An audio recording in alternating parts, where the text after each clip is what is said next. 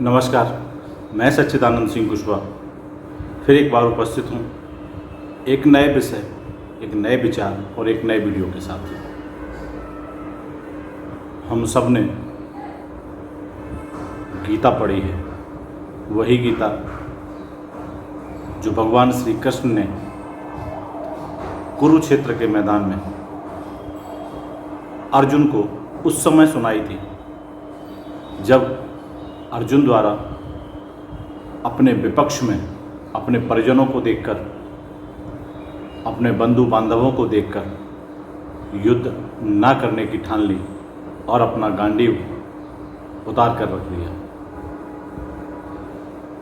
अर्जुन की उस मनोदशा के परिप्रेक्ष्य में भगवान श्री कृष्ण द्वारा अर्जुन को गीता ज्ञान दिया गया। उसी गीता ज्ञान में समस्त योगों का सार है। उसी में एक योग आता है, कर्मयोग। कर्मयोग हर व्यक्ति के जीवन में मायने रखता है। हम हों या आप, जो भी मनुष्य सामाजिक रूप से समाज में किसी भी कार्य क्षेत्र में कार्यरत है, उसको भगवान श्री कृष्ण द्वारा बताया गया कर्मयोग मायने रखता है, उपयोगी सिद्ध होता है। आध्यात्म एक ऐसा क्षेत्र है जो भक्ति के साथ वैज्ञानिक भी है। आध्यात्म का अर्थ केवल भक्ति करना, केवल आराधना करना या साधना करना तक सीमित नहीं है, बल्कि आध्यात्म के जरिए विकास की एक नई पराकाष्ठा, विकास की एक नई इबारत व्यक्ति लिख सकता है।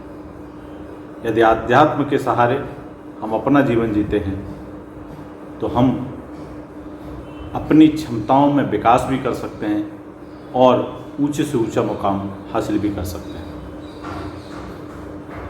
भगवान श्री कृष्ण द्वारा गीता के अध्याय 2 में श्लोक नंबर 47वें श्लोक में कहा गया है कि कर्मण्येवाधिकारस्ते मा फलेषु कदाचन।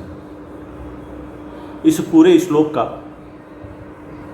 अर्थ यही है कि तू कर्म कर, फल की इच्छा मत कर, क्योंकि तुम्हारा अधिकार कर्म करने पर है, उस कर्म का मिलने वाले फल पर तुम्हारा अधिकार नहीं है। इसलिए तू कर्म करता जा, फल की चिंता मत कर, और फल की चिंता कर अकर्मण्यता या फिर बगैर कुछ किए चुपचाप भी मत बैठा रह। उस श्लोक के जरिए भगवान श्री कृष्ण द्वारा अर्जुन की मनोदशा को ध्यान में रखते हुए एक जो संदेश दिया, वो पूरे विश्व के लिए, पूरी मानव जाति के लिए बहुत ही उपयोगी है। कर्मयोग की व्याख्या इस श्लोक में पूर्ण रूप से कर दी गई है। ये केवल एक अर्जुन तक सीमित नहीं है। आज हम सब भी अपने जीवन में एक क्षेत्र में, एक धर्म क्षेत्र हो, एक समाज क्षेत्र हो या एक जीवन क्षेत्र में कार्यरत हैं। इसलिए कर्मयोग की ये व्याख्या हम सब के लिए भी उतनी ही उपयोगी है जितनी किसी समय अर्जुन के लिए रही होगी। इस श्लोक का सिर्फ इतना सा अर्थ नहीं है, इसके पीछे जो भाव छुपा है, आज हम उस पर भी विचार करेंगे। जब ये कहा गया होगा कि कर्मण्येवाधिकारस्ते मा फलेषु कदाचन, तो इसके पीछे एक भाव शायद ये भी रहा होगा, जिसको हम प्रथम बिंदु के रूप में देख सकते हैं कि कर्म के प्रति उदासीनता न हो जाए। क्योंकि जब भी हम फल की इच्छा से कर्म करते हैं, तब हम कर्म करने से पहले ही क्या फल प्राप्त होगा उसकी चिंता में तल्लीन हो जाते हैं, और जो कर्म करने में जो हमारा इंटरेस्ट है वो कई बार प्रभावित हो जाता है। जैसे यदि हमें एक शहर से दूसरे शहर में जाना हो, हम चलने से पहले अगर ये सोचना शुरू कर दें कि उस शहर की दूरी इतनी है, उस शहर का रास्ता ऐसा है, उस शहर तक हम कैसे जाएंगे, या उस शहर तक पहुंचने में हमें क्या क्या कठिनाइयां आ सकती हैं, और ये सोचकर कई बार हम वहाँ जाना ही निरस्त कर सकते हैं, कैंसिल कर सकते हैं। ये फल की चिंता करने का दुष्परिणाम है। लेकिन यदि हमने तय किया कि हमें दूसरे शहर में जाना है, तो हमें यदि इस गीता के इस श्लोक का अगर ज्ञान है, अगर भान है, तो हम अपने कर्म को करना शुरू करते हैं। और जब हम चलना शुरू करते हैं, देर में ही सही, मुश्किलों से ही सही, पर हम अपने लक्ष्य को प्राप्त कर लेते हैं। ये इसका प्रथम बिंदु था कि कर्म के फल के प्रति यदि आप ज़्यादा चिंतित होंगे, उसका ज़्यादा चिंतन और मनन करेंगे, तो आपका कर्म करने में इंटरेस्ट कम हो सकता है। हो सकता है आप कर्म करने का प्रयास ही ना करें। इसलिए भगवान श्री कृष्ण ने कहा है कि कर्म करो, फल की इच्छा मत करो। इसी क्रम में यदि दूसरे बिंदु की चर्चा करें, फल की इच्छा न करने का इसलिए भी कहा गया है कि कहीं हम तुलनात्मक अभ्यास शुरू ना कर दें। क्योंकि जब भी हम कोई लक्ष्य निर्धारित करते हैं, तो हम किसी न किसी दूसरे के साथ प्रतिस्पर्धा करते हैं, किसी दूसरे के साथ तुलनात्मक उसका विश्लेषण करना शुरू कर देते हैं। यदि हम किसी लक्ष्य को हासिल करने के लिए उसको तय करते हैं, और जैसे ही हम लक्ष्य तय करते हैं, हम सोचना शुरू कर देते हैं कि इस लक्ष्य को दूसरे किसी व्यक्ति ने कैसे हासिल किया है। उसकी क्षमताएं, उसकी योग्यताएं या उसकी परिस्थिति को हम अपनी परिस्थिति के साथ तुलना करना शुरू कर देते हैं। और इसमें संभावना ऐसी हो जाती है कि हमें लगता है कि उसकी परिस्थिति हमसे ज़्यादा अच्छी थी, उसके पास संसाधन हमसे ज़्यादा अच्छे थे, इसलिए उसने वो अचीव कर लिया, और हमारे पास वो संसाधन नहीं है, हमारी वो परिस्थिति नहीं है, हमारी वो क्षमताएं नहीं हैं, इसलिए हम इस फल को प्राप्त नहीं कर सकते। और ऐसा सोचकर उसके साथ जो हमने तुलना की, अपनी जो तुलना की, उस तुलना के आधार पर जब हम ये निष्कर्ष निकाल लेते हैं कि वो हासिल कर सकता है, हम हासिल नहीं कर सकते, हम कर्म करना छोड़ देते हैं। उस स्थिति में हम अकर्मण्य बन जाते हैं, कर्म ही नहीं करते हैं, तो हम अपना लक्ष्य हासिल कैसे कर सकते हैं। ये भी एक खतरा इस बात में रहता है। इसलिए भी भगवान ने कहा है कि तुम सिर्फ कर्म करो, फल की इच्छा मत करो। इस श्लोक में भगवान द्वारा जो कहा गया है, कर्मण्येवाधिकारस्ते मा फलेषु कदाचन, इसमें कई बार संभावना व्यक्ति के साथ ये भी होती है कि हम गलत मार्ग पर भी जा सकते हैं। जब हम कर्म करने से पहले किसी लक्ष्य पर पहुंचने के लिए शुरू करते हैं, उससे पहले जब हम फल की कामना करते हैं या उसका फल देखते हैं कि हमें सफलता कैसे मिलेगी या नहीं मिलेगी, तब हम शॉर्टकट अपनाने की कोशिश करते हैं, क्योंकि हम किसी दूसरे से कंपटीशन करते हैं, दूसरे से प्रेरित रहते हैं। हमारे किसी साथी द्वारा इस लक्ष्य को प्राप्त कर ऐसे किया गया है, और अगर हमारी क्षमताएं उसके लायक हम महसूस करते हैं कि नहीं हैं, तब हम कोई ना कोई शॉर्टकट अपना सकते हैं, कोई अनैतिक समझौते कर सकते हैं, मार्ग से भटक सकते हैं।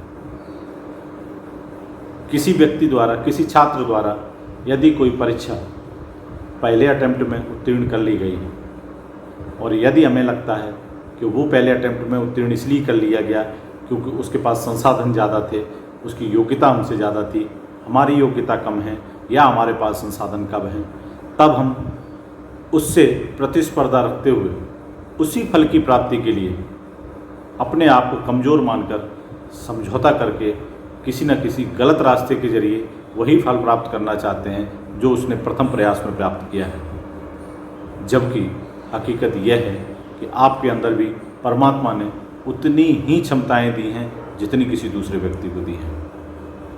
इसलिए आप अगर ईमानदारी से कर्म करना शुरू करते, आप भी प्रथम प्रयास में ही सफल हो सकते हैं।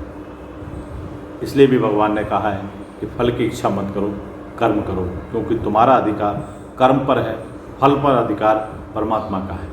इसी प्रकार से जब हम फल की इच्छा करते हैं, तो कर्म का जो असली आनंद है हम उसे खो देते हैं, क्योंकि हमारा पूरा चिंतन, पूरा मनन फल की प्राप्ति में लगा रहता है। और जो कर्म करने का जो आनंद है, जब हम किसी काम को कहा जाता है कि पूरी तल्लीनता से कर रहे हैं, जब आप कर्म में ही पूरा ध्यान देते हैं तो उस कर्म में आप अपना पूरा प्रयास करते हैं, उस कर्म में अपनी पूरी ऊर्जा लगाते हैं, और जब पूरी क्षमता और पूरी ऊर्जा के साथ जब आप कर्म करते हैं तो आपके लिए वो कर्म आनंददायक हो जाता है। लेकिन जब आप फल की चिंता करना शुरू कर देते हैं तब आपको अपने कर्म में आनंद नहीं आता। इसलिए फल की इच्छा किए बगैर कर्म का आनंद लीजिए, कर्म कीजिए, सफलता आपको ज़रूर मिलेगी।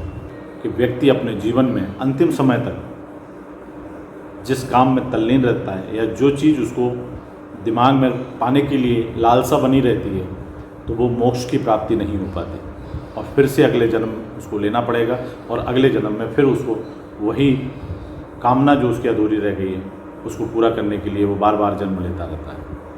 इसलिए परमात्मा द्वारा कहा गया है, भगवान श्री कृष्ण द्वारा कहा गया है कि कर्म करो, फल की इच्छा मत करो। क्योंकि यदि तुम केवल कर्म करते रहोगे तो तुम्हारी उस कर्म में कोई आसक्ति नहीं होगी, उस फल में कोई आसक्ति नहीं होगी, और तुम निस्वार्थ भाव से समाज हित में, लोगों के हित में सत्कार्य करते रहोगे, और वो कर्म तुम्हारी कर्मयोग होगा, वो कर्म तुम्हारी पूजा होगी, वो कर्म तुम्हारा साधना होगा, और उसमें तुम्हारी आसक्ति नहीं होगी। तुम केवल एक परमात्मा का कार्य समझकर, केवल एक अपना दायित्व समझकर करते रहोगे, और उससे तुम्हें परमात्मा की भी प्राप्ति हो सकती है। इसलिए इन सब बातों का सार यही निकलता है कि हमें ईमानदारी से अपनी पूरी क्षमता, अपनी पूरी ऊर्जा के साथ सत्कार्य, समाज हित में, लोगों के हित में, देश हित में, मातृभूमि के हित में, परिवार हित में, अपने पुरुषार्थ के हित में परमात्मा के चरणों में लगाकर कर्म का आनंद लेते हुए निस्वार्थ भाव से कर्म करते रहना है। फल की इच्छा नहीं करना है। फल की प्राप्ति क्या होगी क्या नहीं होगी ये परमात्मा पर छोड़ देना होगा। हमें हर कार्य को परमात्मा का दिया हुआ आदेश समझकर अपनी पूरी ऊर्जा, अपनी पूरी क्षमता और अपनी पूरी योग्यता के साथ देश और समाज और परिवार और पुरुषार्थ में लगानी चाहिए। कर्म का आनंद लेते रहना चाहिए। फिर मिलूँगा एक नए वीडियो, एक नए विषय और एक नए विचार के साथ। तब तक आप सभी स्वस्थ रहें, हंसते रहें, मुस्कुराते रहें। जय श्री राधे कृष्ण।